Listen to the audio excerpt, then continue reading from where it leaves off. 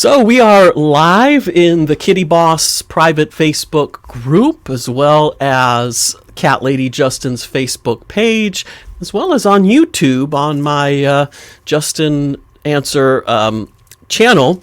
I have yet to figure out how to add the other one because I would like to do that. But yeah, so today is, of course, our second Friday of the month. When we're recording this, I'll upload this to the podcast at a later date on Catterday, so tomorrow.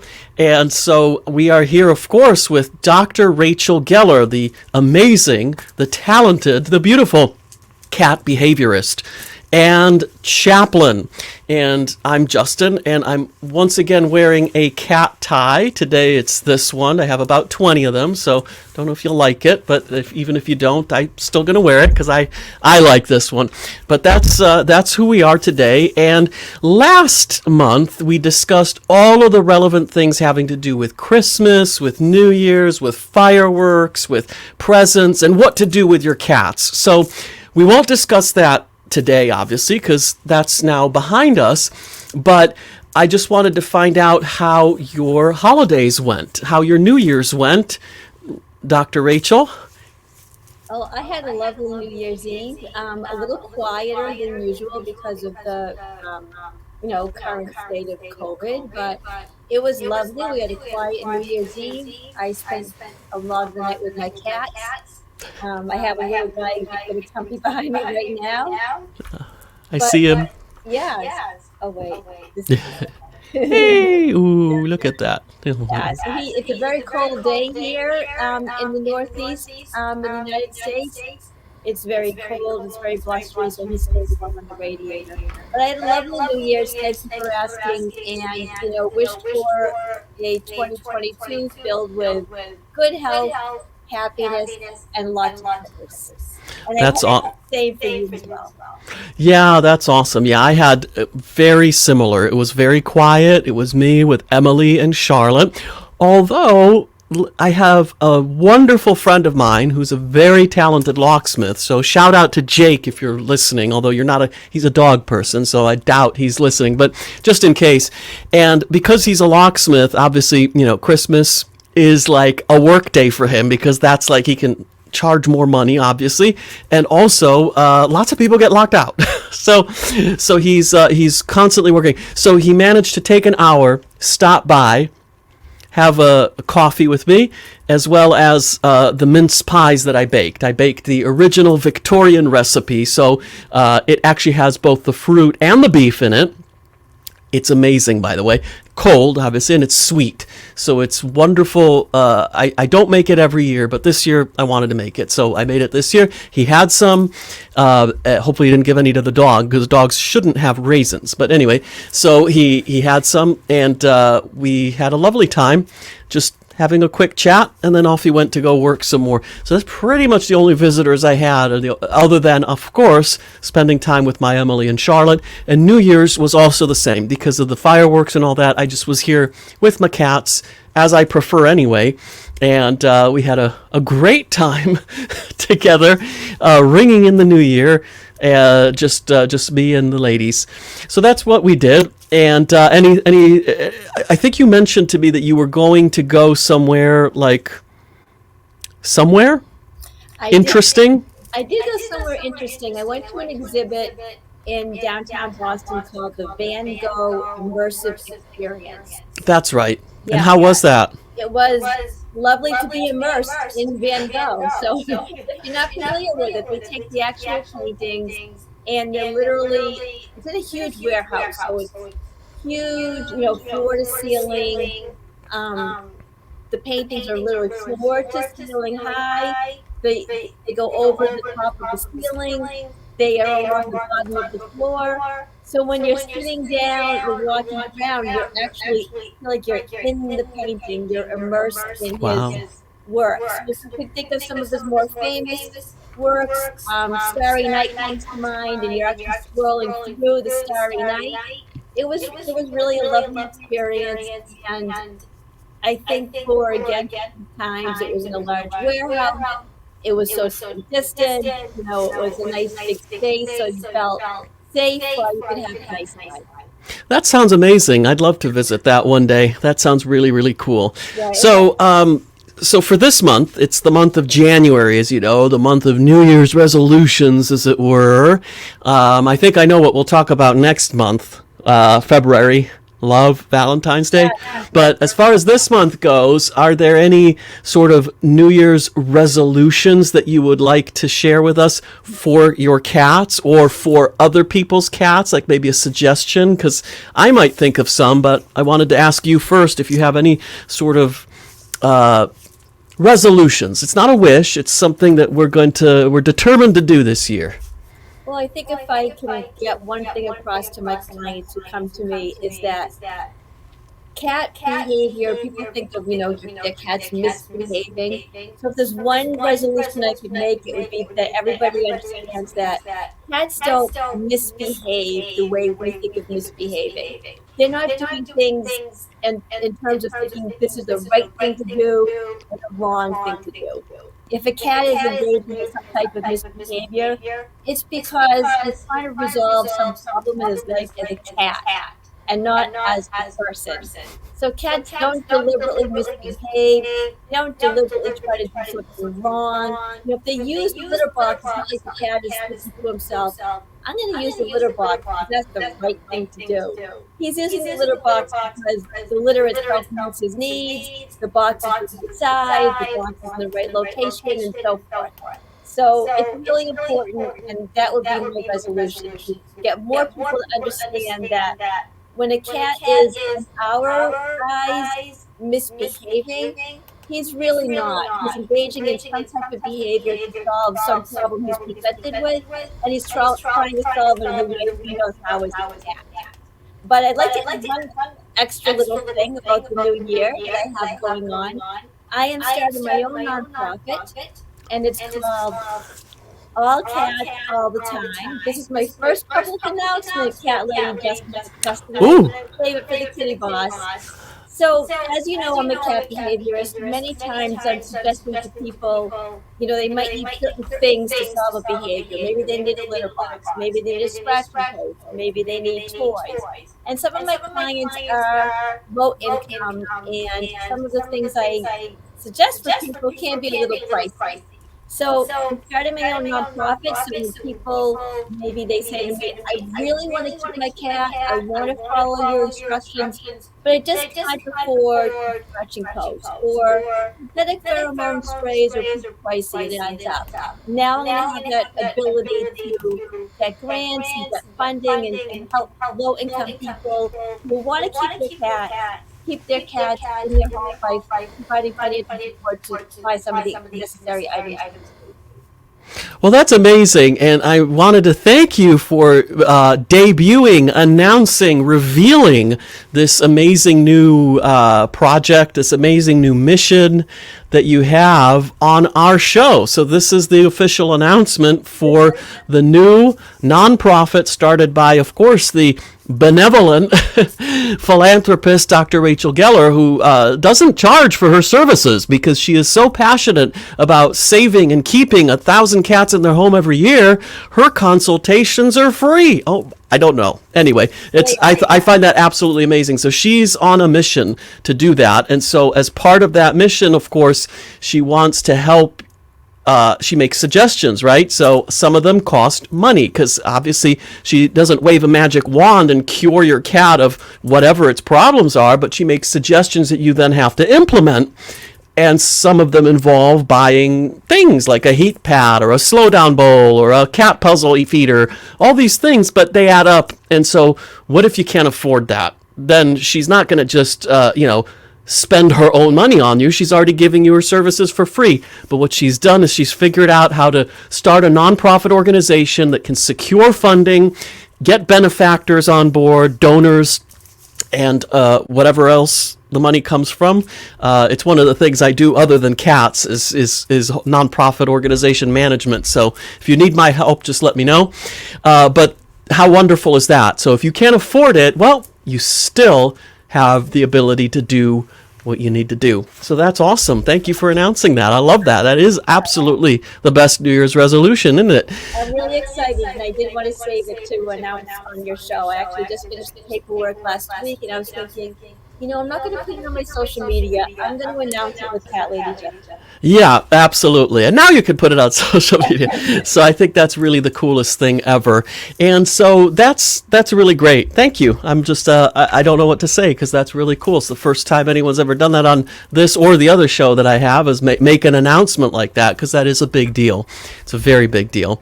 So that's really cool and that's awesome for the new year.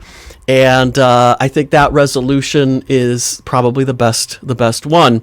Mine, of course, as you know, is to continue working on this podcast and the Facebook page, the Kitty Boss, as well as the Cat Lady Justin sort of presence on social media, all for the purpose of launching the whole Kitty Boss thing with the book, the course, the hopefully eventually the products where I put those cartoons I have of Emily and Charlotte on. So it's going to be a whole thing, not a non-for-profit because that's not in my particular wheelhouse at the moment, but it is just something that I think I will support. I will continue to support you in those endeavors as much as I can. And so for me, really, the whole resolution is to get this launched, get this done. Now we have a comment that someone made, which I have no idea what it means. So this looks like a Cyrillic alphabet. So whoever this person is somewhere from Eastern Europe, I think. And I'm not sure what that means. FYI, I think means, for your information, but vor, I don't know what that means. So I'm going to hide that now, but thank you. I'm sorry, I don't know how to pronounce your name. I recognize the Cyrillic characters, but I don't know how to speak any of those languages. So thank you for your comment, and, hopefully that was a good thing, and she didn't just cuss us out or something, she just cursed us or something. So hopefully that's a good thing. But yeah, so that's really, really cool. And I guess the only other thing I was going to talk to you about this month is a little theme that I've had on all my social media posts and the podcast, the short ones that I do all the rest of the month, which is the 5-minute versions, which is this month I've been talking a lot about Persians. People wonder, is Charlotte, my brother asked me, he should know better. He asked me, is Charlotte a Persian? And I'm like, well, maybe she has some Persian in her, but she's definitely not Persian.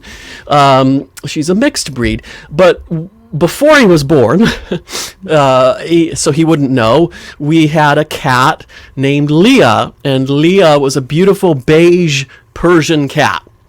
So Persians are in my past, and they have very interesting issues that come along with them. On the health side of things, they get you need to clean their eyes, you need to clean their muzzle, they might have some respiratory, a bit like a pug dog, they have some respiratory conditions, but they also tend to have about a third of all Persian cats in the world tend to end up with PKD, or polycystic kidney disease. So you have to really watch your Persians, if you have one, for their physical health because of the kidneys. They can end up enlarged, they can end up with urinary problems and other things. So it's something really interesting. But on the behavior side of things, we know that some breeds, and my opinion on cat behavior is we are a little bit too much prone to stereotype them, just like with people, to say, oh, well, it's a rag doll, so you can just play with it, manipulate it, do this, and all the Bengals are mischievous, and blah, blah, blah, blah, blah. So while there might be some truth and commonalities to these things, I think cats are very individual pets. They're VIPs, so there is too much variation to really pigeonhole them like that. So when it comes to Persians, are there any behavior stereotypes or commonalities that you would bring to our attention? So, yeah, I always wanted to reiterate what you said about their special needs, particularly with their special cases. They do tend to have respiratory needs, and also snoring, interestingly enough. You'll hear your cat, when the cat is sleeping, the Persian cat, you'll hear them snoring. But, they tend to be very gentle breeds. They're very affectionate. But I do agree with what you say. I mean, there's generalities, within breeds, but every cat is very different. And a lot of it has to do with the cat's environment. I mean, you can have a cat whose breed might tend to be more aloof or tend to be, have a certain trait. But if you have a breed that tends to be more aloof and the cat it's a very loving home and you desensitize and work with your cat, you can absolutely change a more aloof cat into a more affectionate cat. And so, if you have a breed that tends to be affectionate, like a Persian, and it's not a loving home, perhaps, unfortunately, it may be an abusive home, you're going to end up with a Persian cat who's not so trusting of human beings. So, environmental factors definitely come into play. And, even though breeds can have, certain tendencies or certain traits, I do feel, as you do, that each individual cat is a VIP, as you so aptly put it. They're definitely going to have their own preferences, their own needs, their own little, cute little mannerisms and so forth. That's cool. Yeah, I'm glad you agree because I like being agreed with. No, I'm just kidding. It's interesting because those Persians, are cute cats. Leah was not as she was affectionate, but not like Emily and Charlotte. So my current, two who are mixed breeds, a short hair and a long hair, are very affectionate cats. Leah was nice. She wasn't, distant or anything, but not as effusive and affectionate and vocal as my two are. Funny about you mentioned the snoring because my Emily snores a little bit like a Persian. It's quite loud. In fact, last night I had to turn on a noise machine because my cat was keeping me awake with her snoring. and Charlotte snores a little bit, but not often and not every time. And so that's interesting. The other thing I was going to ask you, and this might be the last thing because we're almost at the 7:30 time for us. And so I mentioned the health issues, right? Now, a lot of times what I need to remind people of is a behavior issue could be a purely behavioral issue from the environment, from the family, from the energy in the house, but it could also be stemming from some kind of physical issue. The cat could be in pain, could have something going on with it that it's not able to communicate to you or tell you, and therefore it's, manifesting as a behavioral problem. So I think my suggestion is always it's really important to rule out physical things when there's a behavioral thing, perhaps even at the same time, and not just to do it after you've already ruled out all the behavioral issues, because then it might be a little bit too late. Because PKD, for example, the polycystic kidney disease that the Persians are prone to, actually, if you catch it early, you can, be done with it and the cat can live a normal life. But if you wait just a little bit too long, then there's not much you can do other than help it to minimize its pain and, various things. So it's really important to catch it early, which is why I say to pay very close attention to their physical health, their urination and all that stuff. So the last thing I was going to ask you really is what your advice is when it comes to behavioral issues that manifest first or that are coming from a physical issue. Yeah. So whenever a client contacts me with a behavior issue, the first thing I always say to them is we should rule out anything medical first. It's the first thing I always say. Because all of the behavioral intervention in the world is not going to do anything if the cat is suffering from some type of physical, or medical problem. So something like litter box. So, we were talking about cats with kidney issues. That can, kidney issue can absolutely manifest itself in litter box problems. If the cat has any problems or pain with urination, that cat won't use the box, but the cat will then associate the box with the pain. So if somebody comes to me with a litter box issue, I'll say, I want you to take your cat to the vet and rule out anything medical. Look for a urinary tract infection, kidney issues, kidney infections, bladder issues, even hyperthyroidism can cause litter box problems. But I'll say to them, concurrently, let's start attacking it behaviorally. So if it turns out that the medical, exam shows nothing's wrong, we're on the way to, helping the cat behaviorally. And if there is a medical issue, often sometimes I still will need to do behavioral intervention, but from a different lens, knowing that it's been caused by a medical issue. So yes, that was a long way of answering your question. That yes, when a behavioral issue is presented to me, never automatically assume that the behavior may not have a medical underpinning to it, because many cat behaviors stem from a medical issue. Cats often hide their pain, and cats often can't get to the source of their pain, so they'll redirect it in other ways. That's interesting. Yeah. So it's pretty much what I always suggest as well, which is either concurrently or first, let's go ahead and make sure that there's no physical problem going on with the kitty cat, because that is, again, if they could talk, they'd probably tell you, oh, my side hurts, or, my leg hurts, or whatever, or it hurts when I pee, but they can't talk, so they don't show it that way, and they communicate it otherwise, which is interesting because I know my cats very well, and so they communicate to me with actions very clearly sometimes. But one thing that it's a very recent finding actually, is that cats communicate responsively, and what I mean by that is that they so there's, again, like with the health issues and with the behavioral issues and and the tendencies and traits, there are a few broad generalities when it comes to the meowing, the vocalizations, that you could pretty much assume if it's growling and hissing at you, it's not happy, it's angry. And if it's purring, it's pretty happy or soothing or whatever. But as far as all the rest of the nuances go with the meowing, what's been found recently is that they're responsive, meaning they're adapting their meow to you, and they're observing you and the way you react to their meowing, and they're adapting the meow to basically, they're training you and saying, when I say this, you do that, when they discover that. And so interestingly, I've noticed some obviously trends with my cats, and which, like Charlotte uses the howl, the almost the mating call howl when she wants my attention, when she wants to get my attention, because she knows I will respond to that. Whether she's downstairs, I'll go downstairs.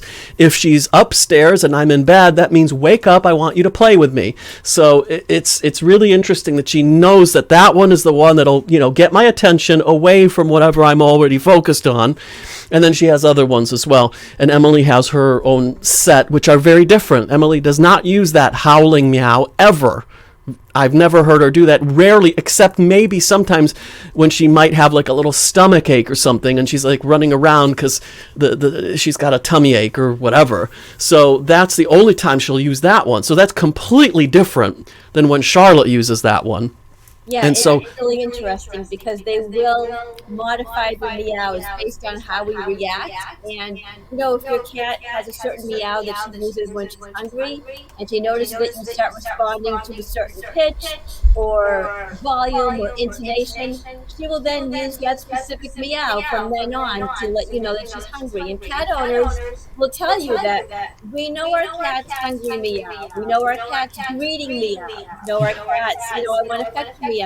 And really, cats are amazing communicators as long as we humans tune into what they're saying. But they really are very responsive and adaptive to their human beings. And that's because they love us and they want to communicate with us. It's really quite lovely.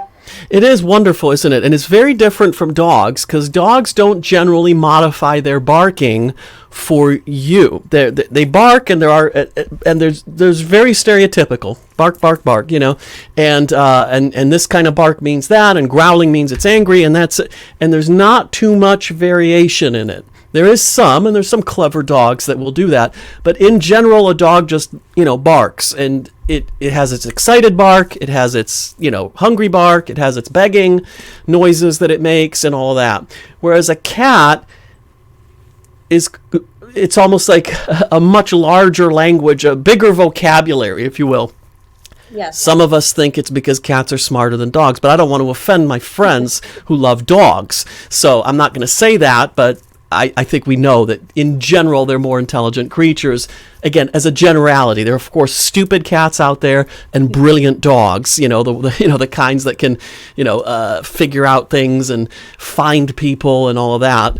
So there's brilliant dogs and stupid cats, but in general, the cat is a much more clever creature, and of course it has affection. Much to my behest, a lot of countries still regard animals as non-sentient, and I think that's evil because cats are sentient. They do love you. They do miss you when you go. It's not just because you feed it and change the litter box. It's because they actually genuinely have affection for you. And it's weird. People who I find it quite annoying. People who disregard that and think, oh, it's not true. It's not a stuffed animal. It's a creature with love, with emotions, with feelings, and with thoughts as well. Now, granted, its thoughts are not as complex as yours or mine, thinking about the theory of relativity or whatever. But it does have thoughts. It has a life, and and a spirit. If you believe in that stuff, and if you don't believe in that stuff, fine. It has a life, it's living, it's not a virus or bacteria living, it's a complicated living with thinking patterns and everything that is not that much lower on the evolutionary scale than the human. In fact, they evolved with us very symbiotically over history, protecting our grain, keeping rodents out of our crops, doing a lot to develop that symbiotic relationship with human beings over the centuries. So Yeah, I think meow falls right in that category. So cats don't use meows to communicate with other cats. So Yeah. if Puffy doesn't go up to Puffy and say, hey, meow, meow, meow, and Puffy doesn't answer, yeah, meow. I mean, the cat's meow is mainly for human beings. So yes, to tag on to what you're saying, the meow is absolutely developed as a symbiotic relationship between cats and humans. Yeah, and Charlotte is brilliant because Charlotte has this, I call it a roar, because it sounds like a high-pitched roar. And it's just lovely, and she knows I love when she does that, and she knows that it usually gets either affection or playtime, or it gets attention, or it gets me to sing to her, because she'll sometimes sing in response to that, and then I'm like, hello, and we have these whole lengthy conversations with it, and I think she enjoys it as much as I do, to be honest. But that's the thing. So those were really the topics I wanted to discuss with you today on this January thing. I wanted to discuss our resolutions, objectives, whatever you want to call them, for the year, as well as some of these topics that I've been talking about on the rest of the podcast and other social media channels, which is, of course, the Persians. And we then got into a little bit of the meowing and the nuancing and all that, which is really, really cool. So is there anything else you'd care to say or ask before I end off our episode today? I think that was a perfect ending, and I'm looking forward to seeing you in the next month. Absolutely, yeah. I'm looking forward to the month of love, which will be, of course, our theme for the month of February. How could it not be, with Valentine's Day, I think, being the week after, or a few days after we will be recording next month. So thank you once again. Good luck launching this. Say the name of the charity one more time. So it's going to be called All Cats, All the Time. All Cats, All the Time. So I love it. And like I said, the offer's there if you need any help. What I do, aside from cats, is nonprofit organization management. I'm actually chairman of one here and a non-executive director in another. So let me know if you need my help. I'll be honored and grateful to help you on that mission of, helping cats, obviously. I always tell people, I love people, but I like cats better. I would do that myself. Exactly. I knew you would. So anyway, happy Cat Day, and we'll see you next month. Thank you. Take care.